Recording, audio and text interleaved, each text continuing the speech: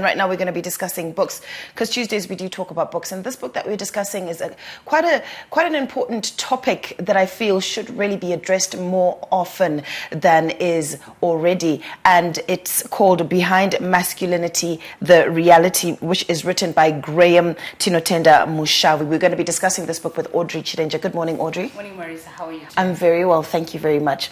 This looks like a very simple, easy read, and what is special about the author of this book? Okay, so the author, he's 19 years old. He wrote the book when he was upper six. He was the head boy of his school, Nashville High. And he got his results this year. He got 15 points. 15 points. Wow, yes. Well done to you, Graham. That's a really good job. So he's actually a genius. And then he's a motivational speaker, serves in a lot of capacities, wearing so many hats. Mm-hmm. So this book, like you're saying, it's a very interesting topic, because even going through it, the first half of the book, he writes it like in fiction. He's got characters, and he's basically explaining that the whole topic, boys don't cry, men don't cry, it shouldn't be like that. He's saying ultimately all children matter, whether it's a girl child or a boy child. And he says, as a nation, as a world, we went ahead and concentrated on the girl child, and we forgot the boy child. Mm-hmm. So my question is, why do you think that people are always pushing that agenda of men don't cry? Why should that be so? And if you are saying that they shouldn't, then what should happen as they are growing up? I think ultimately it's a society thing. The way even maybe going back to the Bible, where the man is supposed to provide. So I think we just adopted that. But now I think he's questioning it to say that, okay, I'll give you an example. Say a father dies, and then the mom is left as a widow. The assumption is this little boy, whether he's 10 years old, is now the man of the house. But he's not a man. He's a child. He's a child, and he's also grieving. Yeah. So we're supposed to allow these children to be children. To go through the process of growing up to become a man. Yes. Okay, so one of the stories that you were highlighting, talking about in this book, was the issue of street kids. And most often we see these kids on the street and we just like, I know you. But they actually have backstories. Do you want to tell us one of the examples that is written in this book about street kids? Okay, so one of the stories, he also talks about divorce being an issue among the children. So in one of the case studies, you find that a man went and remarried a woman with her own kids. And now this boy enters in. He's now treated as the gardener, the cook, the helper, and everything else. So it's not a fair environment whereby the other children, get away with murder, do whatever they want. They're watching TV, but this one is always doing chores. He's not given food. Even school fees, they don't pay for it. They don't pay because for the woman is the one who's empowered more than the husband. Exactly. And there's a lot of fights going on in this house. So ultimately, he's actually kicked out. And then he ends up on the street. So on the streets now, he's talking to the other guys. And it's funny that every one of them has a story of why they're on the street. Running away from that issue. Yes. And that is quite sad, actually, because in a situation like that, you do see that there's no hand-down lesson or teaching on how to become a man. So it really does bring problems. And those problems, I guess, are those of drugs and substance abuse. And you did mention earlier as well about suicide and mental health issues. Can you delve more into that? Okay, so, when we're going through COVID, I remember hearing at church the statistics that it's actually more men who die from suicide than women. And it was an eye-opening for me, because I always thought it was more women. So it's actually more men dying. And I think it's because of this phenomenon that men are not allowed to actually speak out. Once they do that, they're considered not masculine enough. Mm. So men are going through a lot, boys are going through a lot. And then in the end, they turn to substance abuse, drugs, alcohol. So like you find in the other part of the book, he's now talking about all these issues in detail, describing the names. We've got Mbanje, we've got Guka, we've got all these things, Kambwa, which is like 50 cents, and someone can just get knackered from drinking that. And then you find even in school also, we've got issues. Like there's this one story, he talks about HIV and AIDS, whereby this boy went to stay with the relatives, I think in the urban areas, and then he ends up staying with an aunt. And then this aunt actually abuses him. So this child abuses him. Sexual abuse. Sexual abuse. Right. And then in the process, this boy actually contracts the disease. Oh, no. And then at school, the one time, the blood transfusion people come, and then he donates blood. I mean, he's thinking everything is fine. And then they pull him aside and they tell him, you're actually HIV positive. Oh.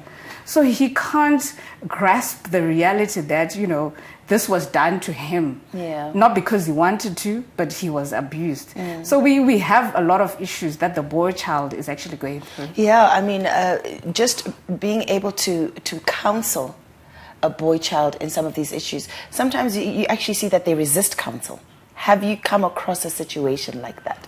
I think, just like my previous job, I was working in a predominantly male environment. So you find that we're always even joking that if a woman is going through a heartbreak, she can talk to her friends, cry, eat ice cream, watch a movie.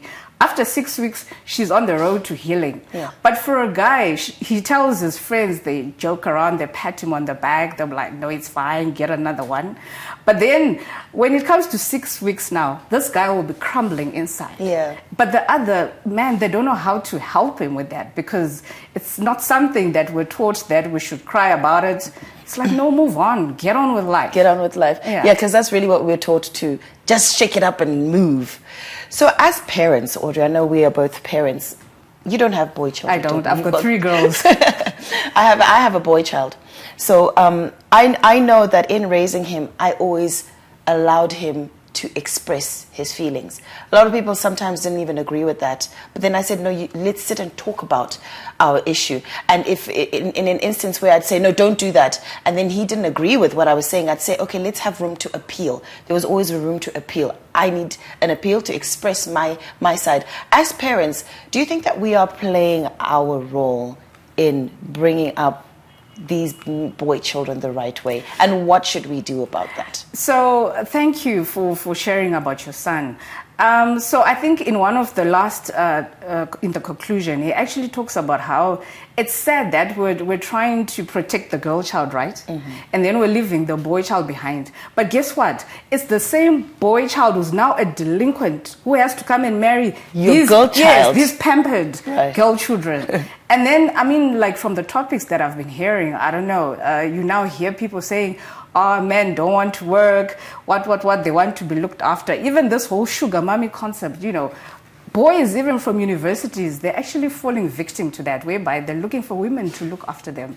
So I think, like what you're saying, we need to start young and just pamper this in their brains that they all matter. Every child matters. Every child matters. Yeah. And it's a matter of drumming this into, I mean, I wonder how many men that we can ask, like even for instance now, like say Admire, we would ask Admire, would you go for counseling or are you prepared to do that? What's your answer? Just nod quickly.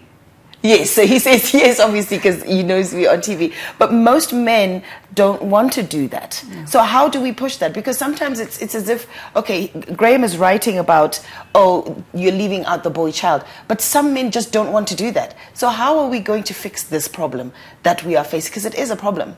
How do you suggest, or what are your insights or views on how we can fix this? So I think the church, they're actually doing a lot, because I won't mention the church names, but I've seen that they now have programs for men, whereby men are actually being taught. Because before it was always the woman. Yeah. Even, like before a wedding, the man will be having a bachelor's party and they'll be jolling and having fun.